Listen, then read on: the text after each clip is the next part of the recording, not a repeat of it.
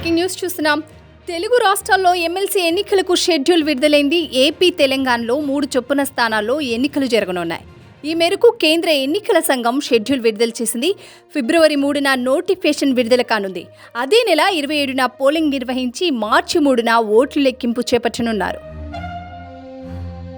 తెలంగాణలో మెదక్, నిజామాబాద్, ఆదిలాబాద్, కరీంనగర్ ఉపాధ్యాయ నియోజకవర్గానికి ఎన్నికలు నిర్వహించనున్నారు.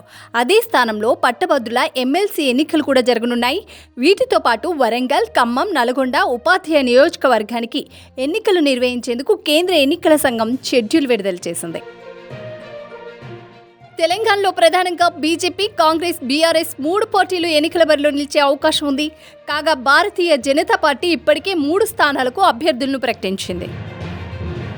మెదక్, నిజామాబాద్, ఆదిలాబాద్, కరీంనగర్ ఉపాధ్యాయ నియోజకవర్గ అభ్యర్థిగా మల్క కొమరయ్యను ప్రకటించిన బీజేపీ అదే నియోజకవర్గం గ్రాడ్యుయేట్ స్థానంలో సి అంజిరెడ్డిని బరిలోకి దింపింది.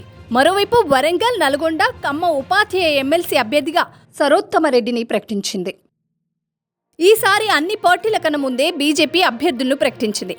ఎన్నికల ప్రచారంలో దూసుకువెళ్తుంది. కాగా ఉత్తర తెలంగాణలోని 2 ఎమ్మెల్సీ స్థానాల పరిధిలో ఆ పార్టీకి 4 ఎంపీలు, 7 బీజేపీ ఎమ్మెల్యేలు ఉండటం విశేషం.